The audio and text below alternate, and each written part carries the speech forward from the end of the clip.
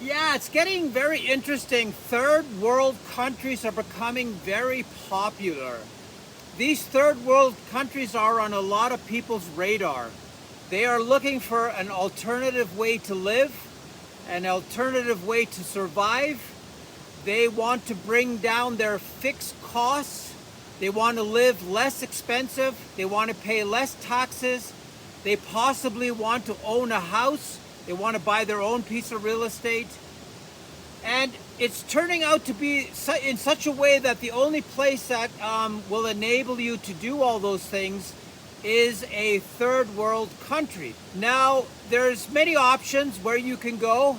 I chose Ecuador, and my objective was really to be self-sufficient here. And self-sufficiency means for me to build an eco-lodge, have guests, have them help me survive or help us survive.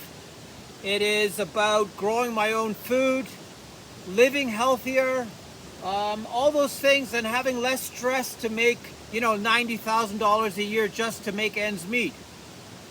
This idea of living off of $1,000 or $1,200 is very appealing. And that is very possible if you have enough money to buy your own place, your own house, your own piece of land to build something on. If you can do that, you have a really great starting point by owning something and never paying rent again. Because the property taxes are incredibly low here in Ecuador. You can basically live rent-free, because some of the taxes I paid in Canada were equal to rent payments here, or even higher. So by moving to a third world country, you have this option of not stressing out, forcing yourself to make $90,000 a year.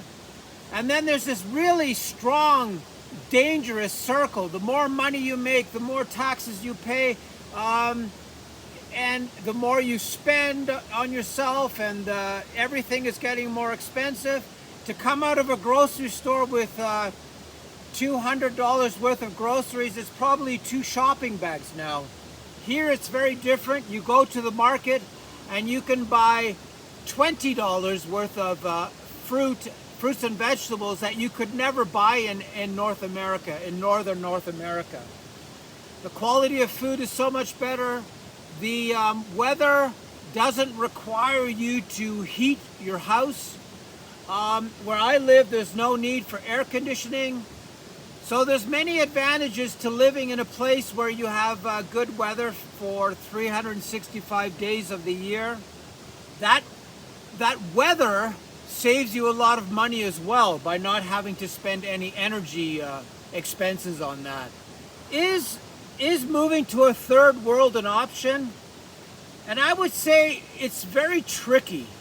And the tricky part of it is being excited about living in a foreign country, being excited about fitting in, being excited about keeping yourself busy. If I didn't have these gardens and the buildings that I'm building, I would probably not be here. Having a pet project, having this ability to have a hobby is what's really exciting about this whole thing. And if you don't have those things that occupy you here, you will go stir crazy. I'm fluent in Spanish, so that's a huge advantage. And if I didn't speak Spanish, it would be very, very complicated living here. So you have to make an effort to fit in.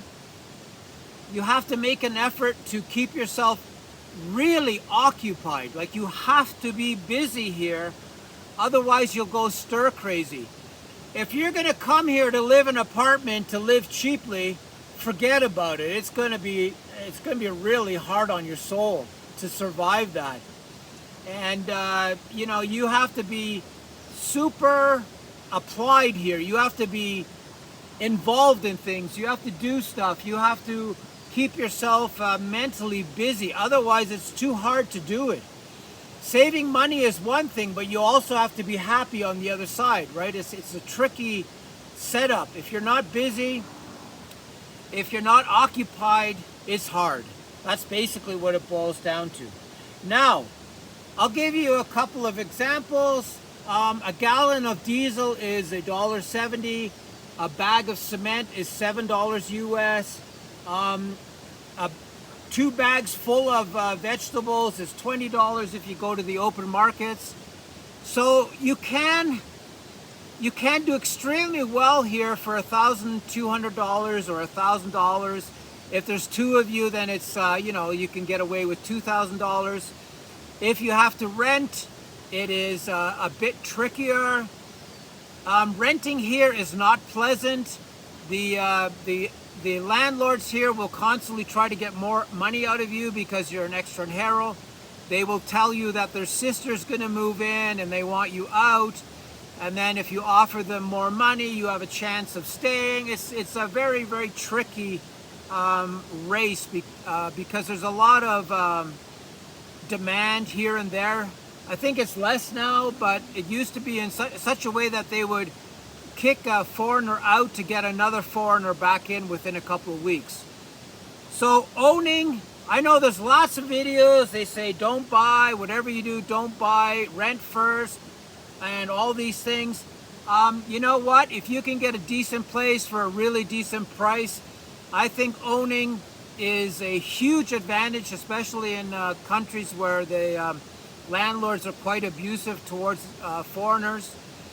And it makes a big difference if you own your own place because you're occupied, you can build things, you can do things, you can garden, you can do all these crazy things on your property because there is quite a bit of freedom when it comes to the building department and other government authorities. So look, there are options in the world to get away from the rat race, from that really expensive style of life living in the G7 countries. What does it take to move to a place like this? You have to always understand that if you're, for example, a construction worker and you come here and you want to work as a construction worker, forget about it because you're making $25 a day. And it's hard. It's really hard to keep up with these guys, these young guys that are willing to work for next to nothing. So it's very competitive in terms of you coming here to work. You need to know the language. There's very few opportunities in terms of making that $1,000 a month that you'd like to make. It's tough. So you basically have to come here with a bit of a nest egg to start. I would recommend buying a place or even buying a piece of land because since we've been here for 4 years, I would say the prices have tripled and it's only getting more aggressive. The real estate prices are getting more and more.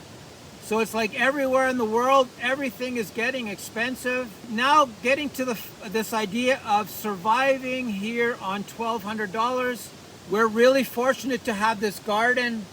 Now all the fruit trees are coming online. We have fruit everywhere after 3-4 years. So that's going to help us immensely. So you have to look at it like this, that we're striving to be self-sufficient in a different country, and that sort of has to be your goal if you're a nomad person that is working online and you're making that $1,200 or $1,600 and you have a little bit of perpetual income from somewhere else.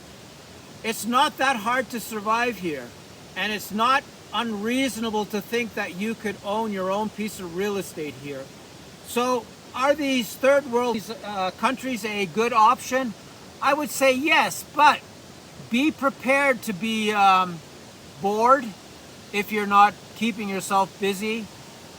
Be prepared to feel like an outsider. Be prepared to learn the language of that country if you want to, improve your ability to like the place and to fit in. So there's a lot of tricky things. It's not an easy ride. If you want to hide here, and live in an apartment and go out for dinner every night. You know, that's an objective, but you've got to be that kind of person that's, you know, online all day and watching TV and going out for dinner every night. It's a lifestyle, but it becomes very boring very quickly. That's my opinion anyways. There's some people that do it every day. But, you know, come here with a plan, come here with an objective, come here with enough money to get yourself, at a minimum, to get yourself going. Have a plan, work it out in your mind how you're going to survive this place. And it all comes down to you have to be happy in your new, your new third world country. Is it possible to pull it off? Yes, it is possible.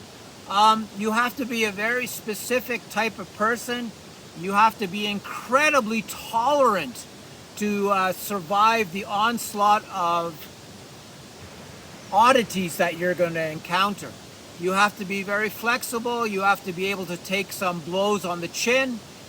And if you can do all that, you will do well in a third world country, and you will realize how much you missed out on, you know, this rat race that you tried to keep going, and in the G7 countries, and how a different life in a warmer climate is most likely a very good alternative to living in one of the big expensive countries.